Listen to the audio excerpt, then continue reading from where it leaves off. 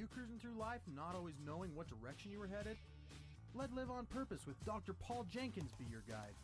Live on Purpose will give you insights into your life and show you how you can become the driver and captain of it.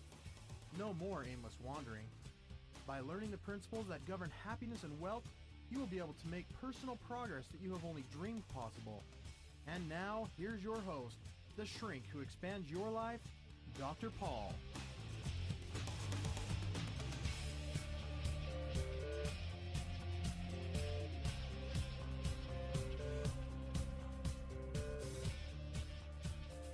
Hello, everybody. Welcome to Live on Purpose Radio. This is Dr. Paul, the shrink who expands your life.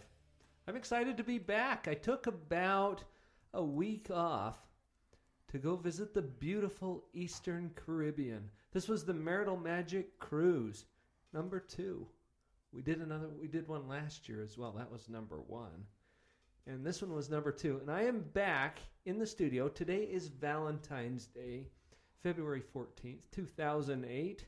And I have in my studio with me here today 3 wonderful people who I dragged back from the Caribbean. I didn't find them there. I took them there with me. That's true. We'd like to say we're glad to be back, but, well, I mean, we are, but we sure loved being there, too. Mixed feelings, though, huh? Yes. That was pretty awesome. And while we were gone in the Caribbean, here in Utah, where our studios are located, there was an abundance of snow. We didn't see any snow when we were on the Marital Magic Cruise. Right, just the after effects of snow. Lots of water. There's lots of water that sort of ran down there after it melted up here in the mountains, right? Exactly. So a brief introduction. 2 of these people have been on the show before. The third one is a rookie, brand new to our show. I'll introduce her first. Yeah, rookie. This is Jamee Adams. Hi, Jamie. Hi, how are you, Paul? I'm doing great. Good. I'm so glad you're with us today. Thanks, I appreciate this. I'm excited. And Jamie is, shall we say, the better half? Yes, Jason? I would say the better half. The shorter half. Dr. Jason Adams is seated right next to Jamie. These 2 are married.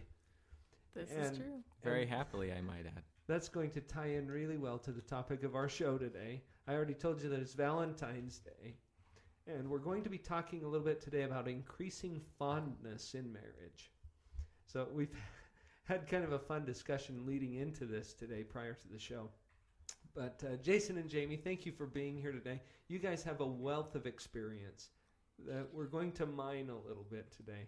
Well, thanks. I'm glad you think so. Yeah. And reveal to the world just how wonderful the 2 of you are. I told them before the show that they're the model couple or something like that. Yeah, or something like that. Something like that. But anyway, I'm glad you're here, and I think we'll have some fun discussion. And then seated over here on the other side of me is Craig Rollo. Hello, Paul. Hello, Craig. How the heck are you? I'm better than I deserve. Sweet. Actually, that's probably not possible. No. When you really think about principles. Anyway, that's a whole different topic. We won't go there today. Maybe next time. Craig is a returning guest. You've heard him before on this show. And Craig and I are the ones that sort of initiated and started the whole marital magic stuff.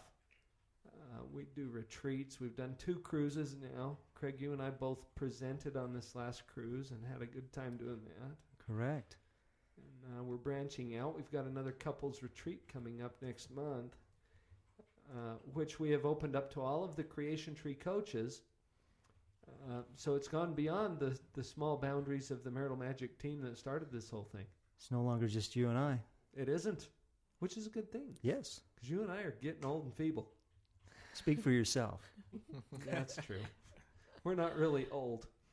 Maybe feeble. Oh, I'm sorry. No, not even feeble. No, we're still having a lot of fun. But this is a great panel of guests that I have here on the show today. And I've had personal experiences with all of these people that led me to invite them to the show today.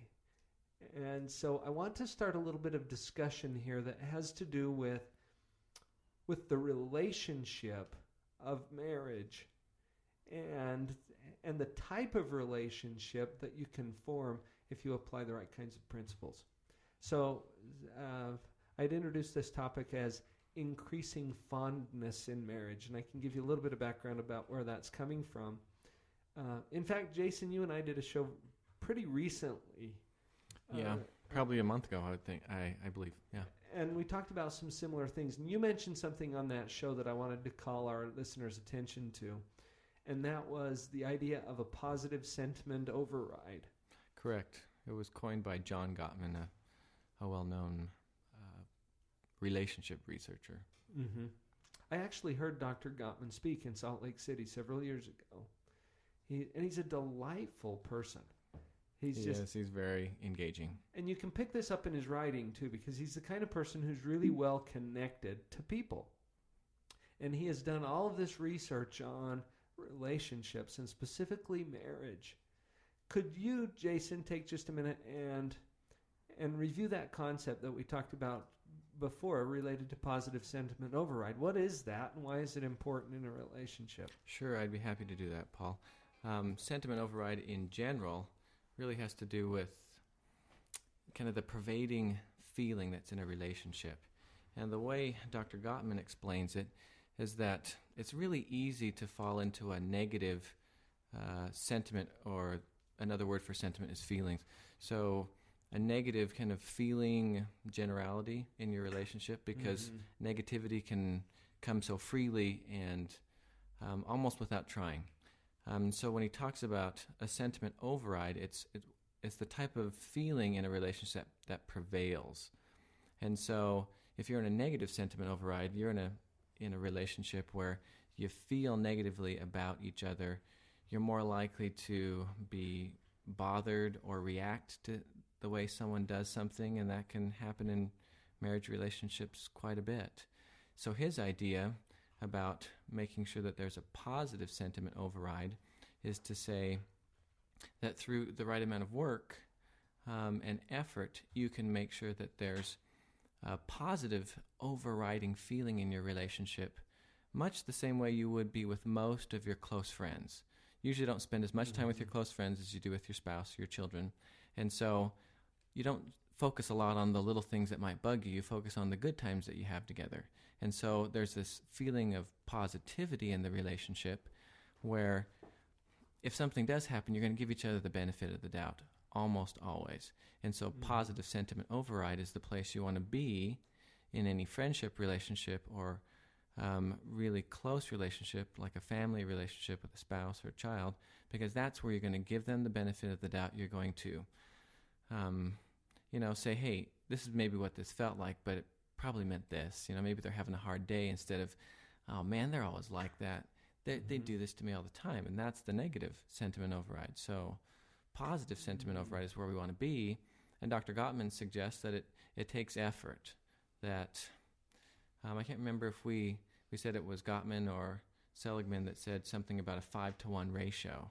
Do you remember that, Paul? I believe that was Martin Seligman, who was a past president of the American Psychological Association and has done a lot of research on positivity, on happiness. In fact, his website, I believe, is called AuthenticHappiness.org. And but I know both of those researchers have looked a lot into this positive feeling, the positive sentiment override that you're talking about, the predominant feeling in a relationship. As you were describing that, Jason, I was thinking about some interactions I've had recently with someone that I know very well who has some very difficult issues or dynamics that are going on right now between him and a business associate. And anytime anyone mentions this business associate, or if he thinks of this business associate, he automatically goes into this very negative feeling. And you can see it in his face. I mean, he cringes. He gets this kind of like, It's so pronounced that it's visceral, isn't it? Exactly. A strong reaction, a strong feeling. And that would be exactly the opposite of what you're talking about with a positive sentiment override. So you can have any kind of a sentiment override, can't you? Right. When I think of positive sentiment override, I think of those movies where teenagers are falling in love, and I know Craig has a nice little saying about falling in love, but the idea of you're so wrapped up in wanting to be with a person that when you think of them, you're excited and you're happy to be with them, or you feel great. That's positive sentiment override. That's where you want to be in a relationship. And when you're in that mode, you do overlook the problems or the things that, because there really are things wrong. I used to call it the missing tile syndrome. I just renamed it just today, just a few minutes ago, the missing bulb syndrome. You know, Christmas time, you get the bulbs and you're missing one bulb. Oh, yeah. And what do you notice? The first thing you notice is that missing bulb, the bulb that's out. Right. And the truth is, and see, here's what I'd like to suggest about this whole thing that you're talking about, Dr. Adams, is that the truth is most bulbs are fine. Most of the things in our marriage are really fine. But when we get focused on one bulb missing or a tile missing or a problem in the relationship, it overrides, as you said, it overrides the truth. Mm-hmm. Yeah, it distorts it, doesn't it? Absolutely. So we're really living an illusion when we get overcome by that and get into that negative sentiment, that negative feeling. So, Jamie, you've been listening in over there. Mm-hmm. What are your thoughts so far about this topic? Well, on a very literal level, I think that it's real that when we're in a situation of positive sentiment override, we feel good. And obviously when we're not, we don't feel good. We feel negative, and that can translate into our relationships. I've been thinking about a quote from one of C. Terry Warner's books called Bonds That Make Us Free. Mm-hmm. And he has a quote in there called, or just a sentence that he then extrapolates on, where he says, Adam is Adam's world. And what he goes on to describe with that is that we do create essentially our own worlds, and we, well, in the sense that we respond to people according to what we believe is true about them, about the situation, etc. Mm-hmm. And so positive sentiment override is a great way to create a marriage, a friendship, a parent-child relationship that you really like, because you're focusing on what is good and what makes you feel happy. And so for me, that means doing positive things for my husband, giving him positive sentiments a lot. Mm-hmm. That's the override part. So that if there is some negativity, or if I'm late, or if there's something else, then he just can say, oh, she gives me so much positive that's okay today. You can fuel whichever one you choose. Right, exactly. We'll pick this up again right after this next break.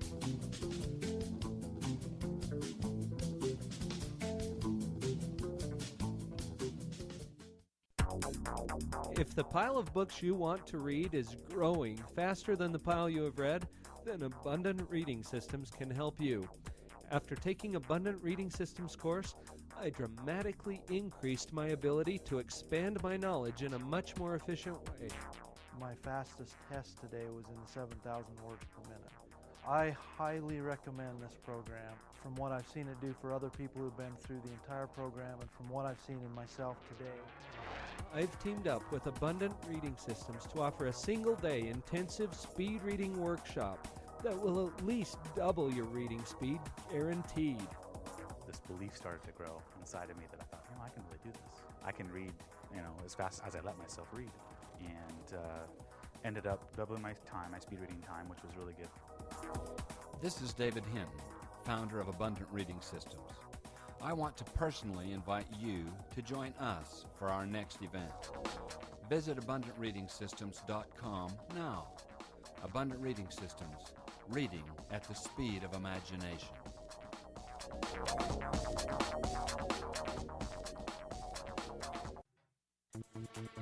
Hi, this is Jason Adams, one of the co-founders of CashflowParadigm.com. We created Cashflow Paradigm as a way to help others look at money differently. What are your beliefs about money? Is it good or bad? Many people have beliefs that limit their control over money and don't even realize it. The thing most people don't realize is that their beliefs about money greatly affect the amount of money and prosperity they have.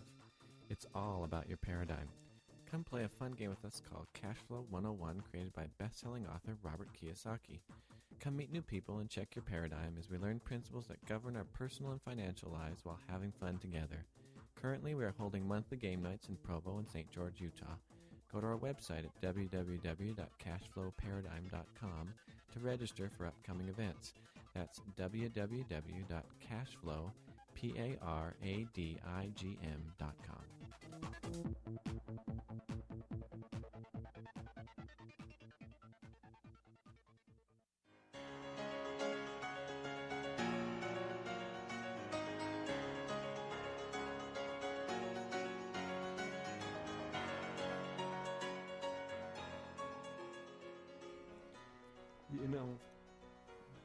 You know, Jamie, right before the commercial, when you were talking about the book Bonds That Make Us Free by Terry Warner, I have really enjoyed that book. And I think that there are some really powerful principles there. We're tying that into this idea that you really kind of create whatever it is that you're going to experience in a relationship. Right. And you can choose what that's going to be. And if it's a choice, why wouldn't you choose something really cool and awesome and fun and feel good, as opposed to something that's just miserable and yucky and awful? Can I answer that question? I bet you could, Craig. I think I have a pretty good idea. Fear. Fear of Keep what? talking. Well, what would be the fear? Well, if I apologize, like we were talking before the show started, and I hope you're going to share that story, Jamie and Jason. We were talking about that whole thing of someone apologizing first. Actually, why don't we give them a chance to share that, and then it'll give some more context to what you're about to say. Go ahead. Okay. Well, this is this is my story, I guess, or at least from my viewpoint, and so we can have Jason clarify after if he chooses. But I'd love to do that. Yeah, sure you would. We when we were relatively newly married, maybe a few years into our marriage, we had a disagreement that was pretty intense from my viewpoint, and I was very upset. He was upset, and during the course of this, he apologized, and he apologized for his contribution to the argument, and also for hard feelings that he had had. In the course of the apology, then he says to me, and I want you to know that I would rather be with you than be right. And even more, as I'm talking about this, I can't even remember what it was that we were arguing about at the time, but I can remember how it was resolved. And it really has stuck with me because it has become a very powerful way that I have related not only to him, but to other people ever since then. And that is, two things. First being the idea that he would suggest to me that it was that our relationship was more important than what his perception was of what was right, or what mine was, what was right. Or I should say, being in the right. I mean, even more than saying, I liked what he said even more than when people say, well, focus on what is right as opposed to who is right. I don't think he even cared about what was right. He just cared about being in a relationship with me. At least that's what I interpreted from what he said. And then he was the one who was willing to apologize first. And I think that's what you're referring to, Craig, is his willingness to apologize, and how that opened my mind because immediately he took control of that situation. And I melted, for one, and I apologized immediately and realized my part in it and was willing to take responsibility for my contribution. And I realized that not only did it not lessen him in my eyes, but it made him seem so much bigger a person because he was able to do that. And I figured that not only that's who I wanted to be, but that I just wanted to be more like that. And it's just been something that I've been able to apply in our friendships, in other relationships, to have to be, and I kind of call it the bigger person, I don't know if that's really necessarily an accurate way to say it, but to be the one who's willing to be humble at first and say and apologize first, and that's just a powerful tool for us. You know, I mean, I think back to that occasion, and Jamie has said this. She's reminded me of this a couple of times, and I think back to wondering where that came from, because I don't know that initially I was thinking of this profound statement to make, but I do remember back then in the early years that times of having some intense disagreements where they went on because I really wanted to be right. I thought, I am right. She's not right. I'm right. And I need to help her realize that. But it was in that moment where the frustration was there. Adam is Adam's world. Exactly, See? sweetheart. He was right in his world. At that time, maybe it was an epiphany for me or a growth experience, but I realized that I didn't like feeling intense. I didn't like how intense this was, and I didn't want it to go on. And it probably had gone on for at least part of a day. And I was feeling frustrated, and the thought came to me. I had heard a quote by someone that I had admired, a man named Gordon Hinckley, and he said, "Humility is concerned with what is right. Pride is concerned with who is right." And I was feeling pretty prideful at that time, and there was a realization came over me. At least maybe I was given some ability to be humble in that moment. And before I said it, I had a realization that you can be right, and this relationship is going to go away, or you can hang on to this relationship and have what you've wanted, the reason why you got into this relationship. And so that came over me, and it melted me, and I no longer needed to be right. I didn't really care. And so when I told her that I'd rather be with her than be right, it wasn't something that I'd made up so that I could sound really cool. I actually felt it. Yeah. You didn't have a script for that one, right? Jason? And he wasn't trying to manipulate me. I mean, that I certainly didn't feel that at all. Mm-hmm. But interestingly, the end result was, guess what I realized? That he was probably right. So. Well, you know what? Just one more thing, because I thought that in the past, the thing that had worked out for me before, and in difficult confrontation situations, and some of this I might have even learned through the process of learning to become a therapist. But I found that if there was anything that I could do to get difficult feelings away from me, it made it so much easier to soften the environment so that we could talk about something. And so I realized a great, real tool is to be willing to see what your part in is it, and be freely willing to apologize for that. There really is some power in that. And it's not about controlling the interaction. It's about being honest with each other, and it opens up, and I guess maybe makes it safe, where you can talk about something where maybe both of you have some fault in the disagreement, but it's okay to be at fault, and there's no longer that or as much fear of being wrong and then being looked down upon. You're back on equal footing. We've been trained, taught, and educated to not be wrong. And, even in our school, you have these answers you have to give, and if you're wrong, you're docked for it. And who wants to be docked? Who wants to be wrong? And that's where I was talking about the fear factor. The fear that if I apologize, then the other person's going to think they're right and I was wrong, and oh my gosh, then what will happen? But I loved what you said, Jamie. You said how you melted.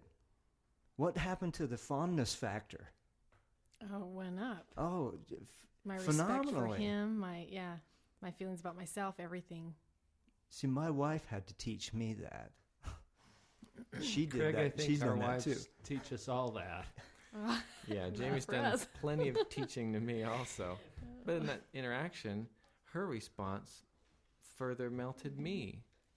It drew us together where before, because maybe each of us were a little more worried about our position and making sure that the person understood our position, we were distancing, or at least there was this huge wall in between us. We were able to break that wall down by an apology. This is something that John Gottman talks about in his book. I think the title of it is 7 Principles for Making Marriage Work. Oh, look at that. You got a copy of it right here on the desk. By John Gottman, and he talks about the 4 horsemen of the apocalypse. Do you remember that? He does. And these 4 horsemen are criticism, defensiveness, contempt, and stonewalling or isolation. And it starts with criticism, and anytime you feel attacked, you're going to naturally put up your defenses. So this experience that you two have shared with us gives an example of what the opposite of that would be. As you apologize, as you accept and own your own part of whatever conflict you might have, the defenses come down. You guys use the word melting. Yeah. And the picture that I have in my mind is this shield or this wall that's in front of you just sort of comes down, and then that opens you up to a more intimate, closer connection with another individual. And the defenses coming up just kind of drive you further apart. So having, Craig, I like what you were saying about the fear too. Sometimes we fear being wrong, and so we insist on being right. And I was remembering something that my friend Kevin Whittington said on this show probably a couple of months ago, when he said you can be in relationship, you can be right, or you can be in relationship. You can't do both. Was he the one who said he had an addiction?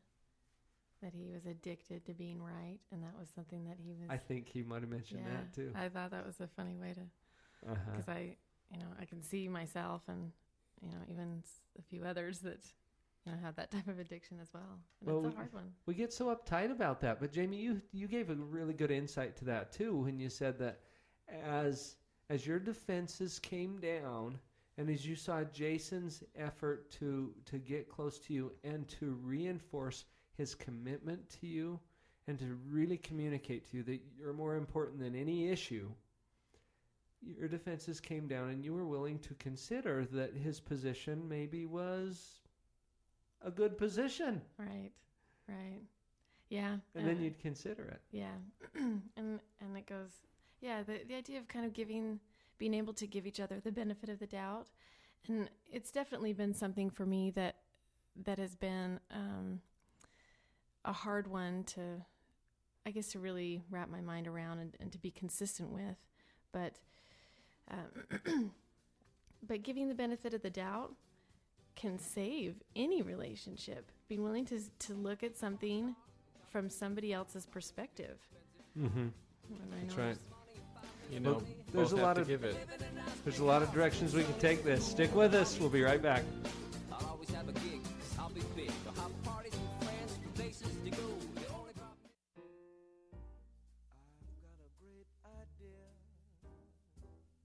This is Shay Larson, IdeaOrbit.com, with the World of Ideas Report.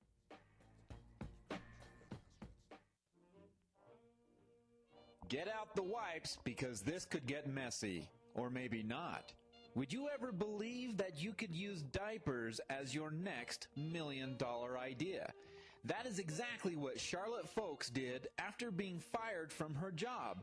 She decided to turn an old interesting hobby into a successful business. She called her product baby cakes. What exactly is a baby cake? Charlotte Fox began designing the most elaborate and interesting gift baskets made out of real diapers. She places all kinds of baby gifts in the baskets and turns them into works of art. Charlotte heard often, as many people do, you should sell those. Instead of taking the normal route, she decided to do just that. Baby cakes is now an international phenomenon. Charlotte's company has grown significantly. She now employs baby cake makers to help with the growth of her enterprise.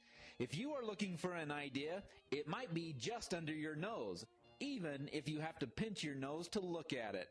At least that was the case for Charlotte Folks and baby cakes. This is Shay Larson, IdeaOrbit.com, with the World of Ideas report. I've got a great idea. Wouldn't you like to know? You're probably... If you live in the Utah County area, and if you like what you hear on this show, then this opportunity is for you. I am hosting a weekly mastermind group called Paradigm Insurance every Wednesday from 4 to 5:30 at my office in Orem. Call Eric at 801-226-7544 to register. We prefer an abundant atmosphere, so please wipe your mind before entering. That number again, 801-226-7544. And when you dream big, as big as the ocean blue. 'Cause when you dream, it might come true. Hey, welcome back. We've got some great discussion going on during the commercials, too. We're going to try to capture a little bit about what we're talking about for you listeners as well, because there's an abundance of some great stuff. I'm remembering about a week and a half ago, Craig, I think we were somewhere, I don't know, maybe just a little bit southwest of the Bahamas. And we were in a conference room on board a ship, and you were talking a little bit about some love languages. Yes. Would you like to give us a little summary of that? Well, sure. There's different love language books and ideas out there. Dr. Gary Chapman has a book called The 5 Love Languages. John Lund is the one that I used for the cruise, and what it does is it helps us to understand what the other person, our spouse, interprets as love. Because as we were talking during the break here, what I want to give as love is what I would like to get as love.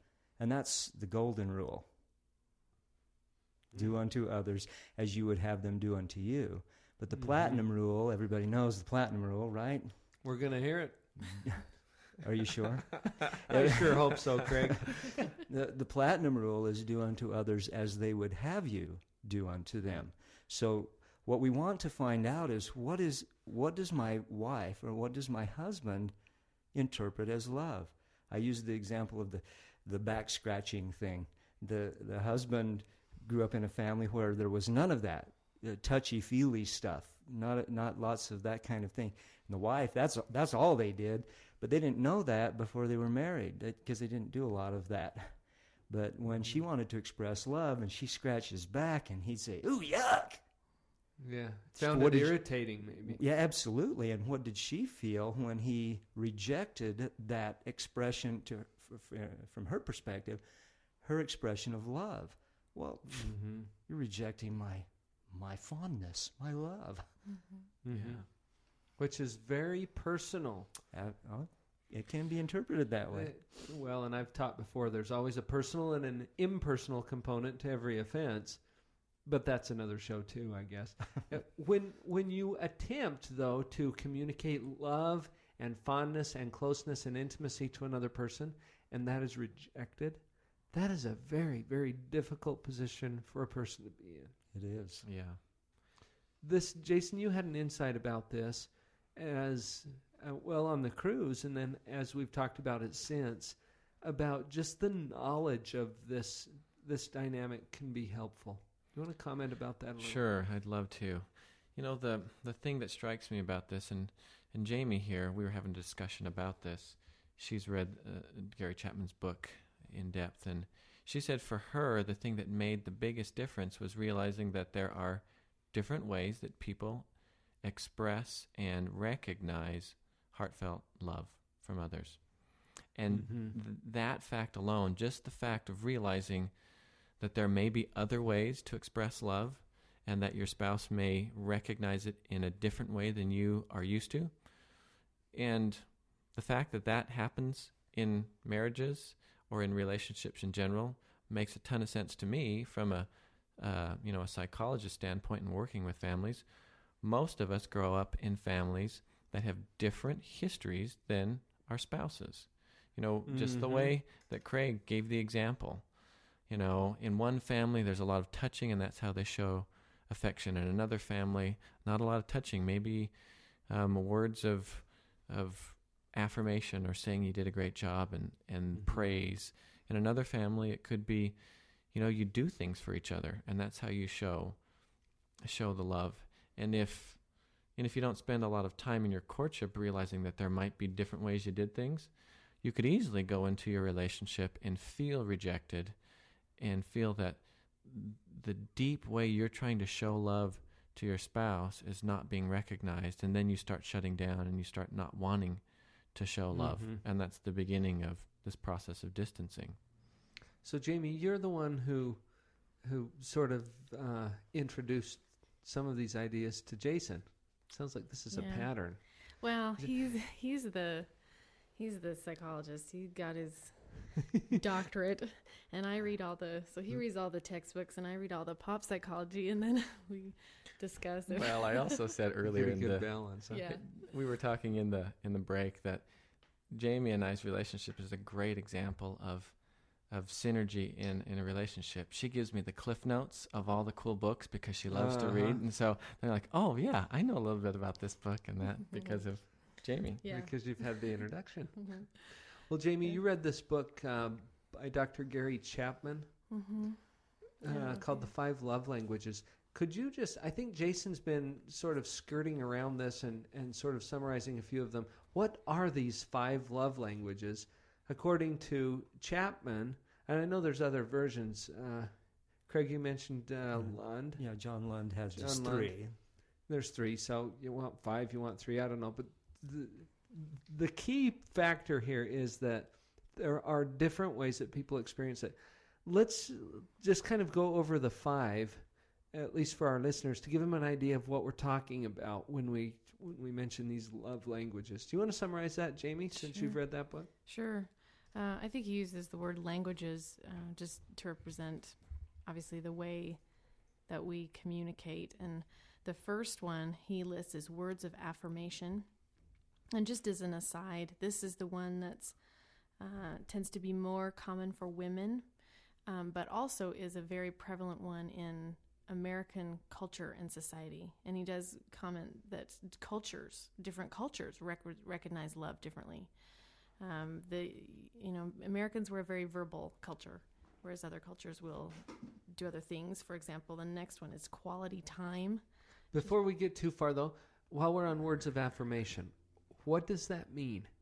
I think of praise or positive comments or validating statements. Expressions of gratitude, I think, would fit in there. So it's really more of the verbal. Yes, definitely. Yeah, I would say that it is verbal, even because it would be different even than a thank you note. It's more just saying it. Yeah, that might be more visual, according to Lund, for example. Oh, to show me, show me you love me. Send me a note. Send me a flower. And for Lund, it was more of a verbal, visual, physical, action, or physical. Physical, verbal, and visual. Okay. Oh, that's interesting.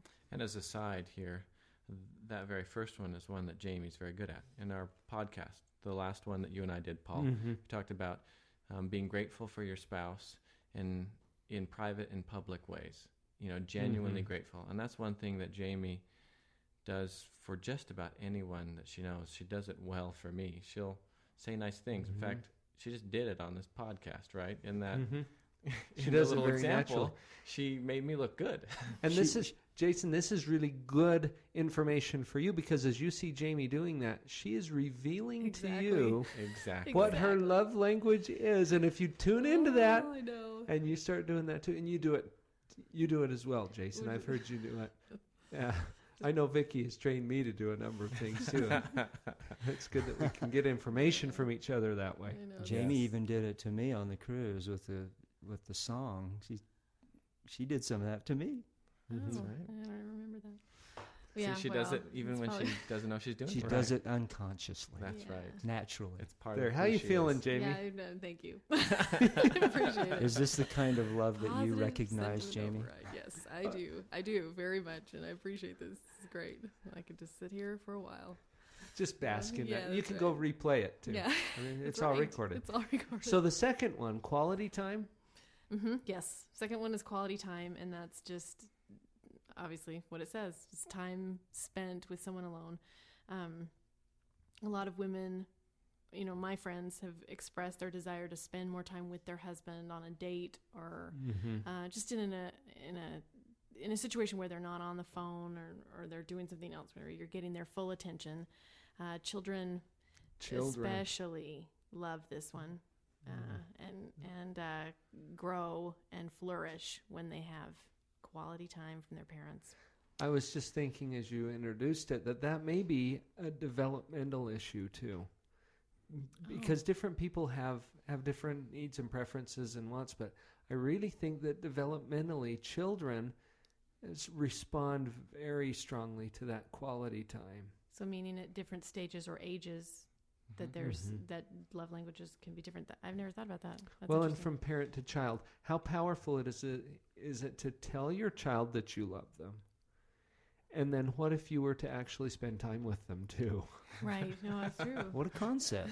I've had so many kids in my office where their parents tell them all the time that they love them, but they don't have any really powerful memories or, these positive sentiment experiences with their parents because the quality time has been missing. I was going to point that out. Even as adults, those can change and do change. And oftentimes, as a result of the marriage, we sometimes morph towards one another. Yeah. Well, that makes complete sense to me. Yeah. Well, So what's the third one? The third one then is receiving gifts. So meaning if my love language is to receive gifts, then I interpret that my husband loves me when he brings me flowers for no reason, or if he you mean when it's not Valentine's Day? Exactly. Well, and today is Valentine's Day. Yeah. Yes, it is. I've had Vicki and I kind of joke about this sometimes because there are times when, because of whatever we've got planned, or we just went on this cruise, and so we might have a discussion that goes something like, well, our gift to each other will be this. We won't have any gifts for this event, whatever it is. And for someone whose primary love language is receiving gifts, that's probably not going to fly. Right. And so you have to interpret that in light of what you know about your spouse and probably give it anyway. Right. And I think that's where, there's the stereotype where women understand certain things and men are supposed to get that then, without them having to be specific. And so learning this subtle love language art could really But Jamie, men are really great mind readers. Yeah. Aren't they? Yeah. Yeah, she's laughing hysterically now. No. Actually, I don't think anybody is a really great mind reader. The better you get to know someone, the more you're going to pick up on the little subtle cues and things like that and understand what their love language is. But what if we could start communicating this a little more openly to each other within a marriage? Yeah. That could be cool. You mean with things like, I would really prefer blank, fill in the blank. Yeah. All right, we'll pick it up with this when we get back. This is Dr. Paul. You've heard me talk about a lot of things on this show, and I've interviewed some pretty amazing guests. I love what I do, and one of the nearest things to my heart is my role as a husband and father. I've worked a lot with others who place a strong emphasis on family, and I feel this is my primary purpose, to help others save and enrich their key relationships. It's in this spirit that I invite you parents to join me for a free weekly dose of parental power. Register for this free teleconference at drpaul.org or send me an email at drpaul@creationtreecoaching.com. You will receive an email with the call-in number and access code. The calls are live every Tuesday morning from 11:30 to 12 o'clock Mountain Time. I'd love to be part of your parenting team.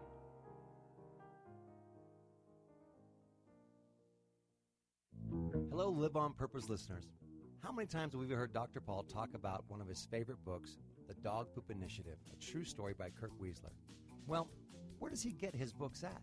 He gets them at morebetterbooks.com, and now so can you. Go there today, enjoy free shipping through the holidays, and special holiday bundles where you can buy huge piles of books at huge savings at morebetterbooks.com, so you can have a more better life and live that life on purpose.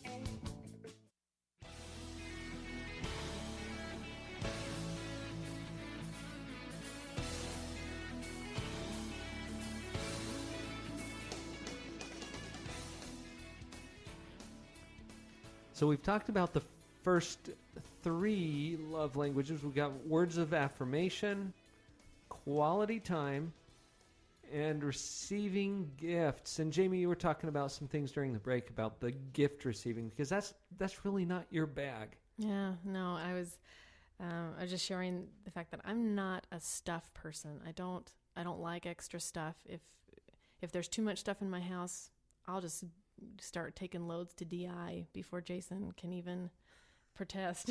Wait, I don't want that. You know what? That's been a place where it's morphed for me. I don't like stuff that much anymore either. Yeah. So it's wonderful. Yeah, which I'm grateful for.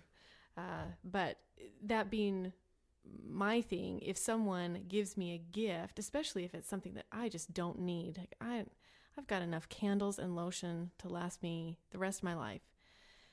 By well-meaning friends, and there were times when I would think, oh, well, thanks, but why are you giving me more stuff? I don't need this. And I would almost think that it was an unkind gesture, or I could kind of interpret it that way as, oh, this wasn't thoughtful. But because of this book, and just the concept of it being somebody else's love language, it has completely changed the way I view that. So now I think, oh, okay, good. Now I know how, number one, how to relate to that person. They give gifts. That is one of the ways that they show love. And so I can do that for them. Whether, and I just keep my store of candles and lotion, and I can use that for regifting. Exactly. Regifting. Hey, you know what, Jamie? I was also realizing you had an epiphany here with the candles and lotion and the stuff that these people are bringing over, and you realized they're not giving me stuff. Right.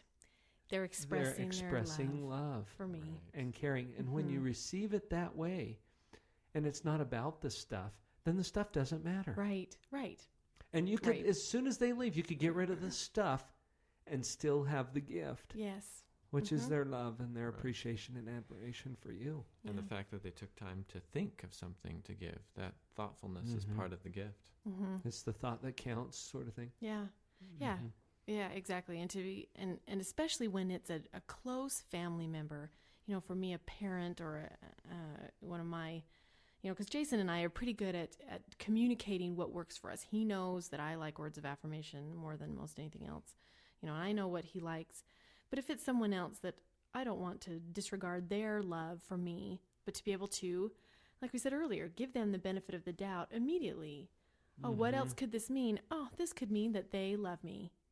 Period. And so I have a good feeling, and I can let go of anything else that I might associate with, my interpretation of an unthoughtful gift. Which all fosters fondness. It does. That's right. Doesn't it? Yeah. Isn't this what we're talking about today? That's true. Yeah. Sweet. And I'm just feeling warm and fuzzy having this discussion. I'm glad we could help you out, Dr. Paul. Well, let's go to the next one. What's the number 4? Okay, number 4 is acts of service. And I can't even think of that without thinking of my mother. That's how she is. She just does acts of service. She loves to serve people. And I would say I grew up in a family like that too. So when I think of ways to help Jamie or to show my love for her, I do my best to try to clean things or to do something to take the load off of her, or vice versa, Which I appreciate as well. So don't think that's not one of my languages. But as I'm doing the dishes, I say, "Sweetheart, you are so wonderful at this." Yeah. Throw in the affirmation as well. This is an important point, though. I think all of these are love languages. They're different ways of expressing the sentiment, the positive sentiment that we were talking about at the first of the show. And they're not mutually exclusive. I think that people will have different preferences or predominant languages, if you want to call it that, through which they like to express those feelings, but it doesn't mean don't do the others. It just means sort of tune in, see if you can find out what the preferences are, and then watch what they're doing too, because they're going to give you clues about how to interact with them.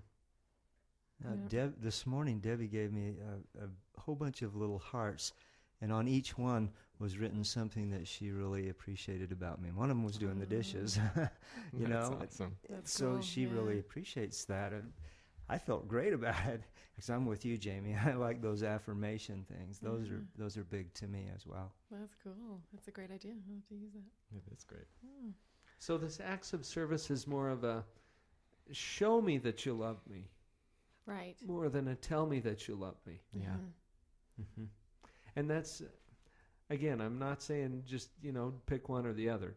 Probably do both. Yeah. Oh, sure. If you really want to increase the fondness in your relationship, but tune into your spouse. I know that Vicky, for example, she's not here to speak for herself. We'll get her on another episode. But I know that that's an important one for her. And I know that because I watch what she does.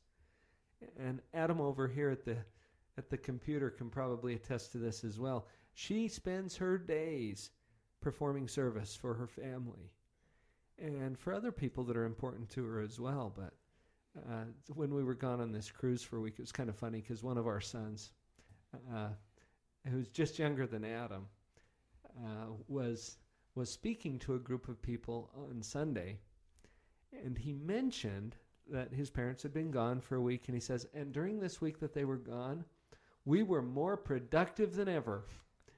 And what he meant was all of this stuff that sort of automatically happens because mom just does it, right. They had to step up and do it. Right. And I think it increased their appreciation for mom and all of this service that she provides. But, if I'm really tuned in, I'll watch that. And I'll see that she is committed to serving on a consistent daily basis, and that's one of her love languages. That's how she expresses that love to other people. And knowing that, what am I going to do now? Because that's not particularly the same love language that I have, but I can see that that's hers, and so I can adjust my behavior to increase the fondness in our relationship. Yeah, that's cool. Yeah, I think it's just a powerful way to think about any relationship. Mm-hmm. I think so. So there's one more? Yep, the last one. It's physical touch. And then Craig referenced it earlier. Just ways, the family that's how they are. They hug and they scratch backs and they say, we love you. Yeah. And they poke people in the face. Nice. I don't know if you remember, but when I did this on the cruise, one of the guys said, "Wow, I am super high on the physical." Mm-hmm. We were only just using the 3, but the physical correlates to this one. Mm-hmm. And and his wife was really, oh, no wonder. It was like a revelation for her, which you'd think, they've been married a while. You'd think they might know that, but again, it can change. And so we got to kind of keep in touch with that, like you said, Paul. Mm-hmm. Kind of, we need to notice, and I think that's a really important thing to do, is to pay attention and notice how people react to what we're trying to give them, how they receive it. Yeah, I agree. Yeah, and anytime you're willing to do that, kind of like the saying sorry, it puts you in the driver's seat, and being in control of yourself brings a lot of, at least for me, brings a lot of peace. I don't worry so much about where my husband's at, because I'm taking control of it for me. Mm-hmm. Jamie, could I suggest that it gets rid of the fear? Yeah. What it does is I way. think ultimately what it does is addresses the fear that we're feeling. Because I think for the most part, the scarcity emotions, I like to call them, that we experience are pretty much founded in fear. And if we can begin to, so what am I afraid of here? And how can I get past that so we can get back to that fondness and that unconditional love kind of a scenario? One thing that I've noticed, just in my own practice with psychology and helping families, is a lot of us don't realize that that we have a way of seeing things that we develop based on the family we grew up in. And as we experience more in life with other families and other people, we realize that there may be different ways of doing things, but we tend to think our way is the way. And some of us get stuck in seeing our way, maybe with related to these love languages, as the only way to get and give love, or the only way to do things. And that's where we get into those stalemates, those walls that come up in us needing to be right about this, because maybe we're afraid that if we're wrong, then there's something wrong with us, because we don't realize that the way we know how to do things is one of the many possible ways of doing things. Mm-hmm. So this whole idea about love languages really, for me, opens up the possibility that there are different ways of seeing things. And so it makes it so if your way isn't effective in this situation, doesn't mean that you're wrong and you've always been wrong and there's something wrong with you. It just means, hey, it's an opportunity to open up and see other possibilities. And that makes a huge difference in relationships. I think the whole analogy of language is helpful here too, especially if you speak a second language. Which language do you prefer when you're really talking about things that are meaningful and deep and intimate to you? You're always going to go back to your mother tongue, basically. You're going to go to that first language that is the most predominant and the most meaningful to you. And you can learn another language, and that's not a problem. And it wouldn't make sense to go out there to the world and say, hey, your language is wrong, mine is right. Oh, I don't know. The French have some opinions about that. You've got some direct experience there, don't you? And you speak French, as I recall. Yeah, I do. Anyway, yeah. Well, this has been a helpful discussion. I want to give our listeners a couple of resources to help them out with just taking the next steps and moving forward. We've referenced a book by Gary Chapman, Chapman, called The 5 Love Languages: How to Express Heartfelt Commitment to Your Mate. And that is one of the resources that you can go to. We've also talked about Dr. John Gottman, Gottman, The 7 Principles for Making Marriage Work. And then, Craig, you referred to Lund. Which book was that? Well, actually, I didn't get that from a book. I got it from an audio CD that I listened to. In fact, I think you have a copy of that. But I remember the one you're talking about. Right, but okay. and we also referenced Bonds That Make Us Free by C. Terry Warner, which I highly recommend to anyone who wants to move out of scarcity emotions and get honest and real and authentic, if you will, thereby creating more fondness. Right. Another powerful experience that I want to point you to, and this is a little time sensitive. Today is February 14th. On March 20th, 21st, and 22nd, the 3 of us, Craig, Jason, Dr. Paul, along with about 5 other Creation Tree coaches. This is a powerful lineup, you guys. I've been putting together the itinerary today. We will be presenting a 2-day couples retreat. Now, I mentioned 3 dates for a 2-day retreat. We're doing the seminars on 2 days, Friday and Saturday, the 21st and 22nd of March. We will be having some social, fun, mingling, get-to-know-you activities on Thursday evening. This will be held at the Homestead Resort in Midway, Utah. Beautiful setting. These are my old stomping grounds. I grew up there. And we're going to come together for this fantastic experience. If you would, and this is a couples retreat. It's intended for married couples to attend this retreat. If you would like to get in touch with us about that, feel free to contact Eric at Creation Tree Coaching. You can send an email if you'd like to any one of us. I think we all have Creation Tree Coaching accounts. So Craig at creationtreecoaching.com or Jason. Dr. Jason. Dr. Jason, Dr. Jason at creationtreecoaching.com or Dr. Paul at creationtreecoaching.com. We can get you hooked up with this thing. And we're excited to bring that to you as another opportunity to take these principles and really apply them. Plus, we'd have fun getting to know you. Yeah. So we'd love to have you come and be a part of that. experience with us. Anything any of you want to say in closing? I would just like to say something about the retreat. I want to make sure that couples understand that this is not just for troubled people. This is for people who just want to create a greater marriage than what they already have. So I just want to throw that out there because I think there might be some confusion sometimes. So troubled like us. Yeah. Sort of. Yeah. Well, Okay. and Jamie and I have participated in several of these retreats, and they've been very valuable to me. Mhm. And I've studied this material, and I just love it. And I love the associations and the friendships that are made. Well, this is good stuff. Contact us if you'd like to be to get in touch with that. You can also go to, I believe we have some information up on creationtreecoaching.com, but you can give us an email if you're interested in that event. We can give you more information, get you hooked up. So thanks for joining us for today's show. I appreciate you guys being here with us today. Oh, it's our pleasure. Thanks for having us. You're welcome. Lots Thanks of so fun. much. Yeah. Okay. Well, let's invite everybody to come on back for our next episode. We will be back in about a week with another episode of Live on Purpose Radio.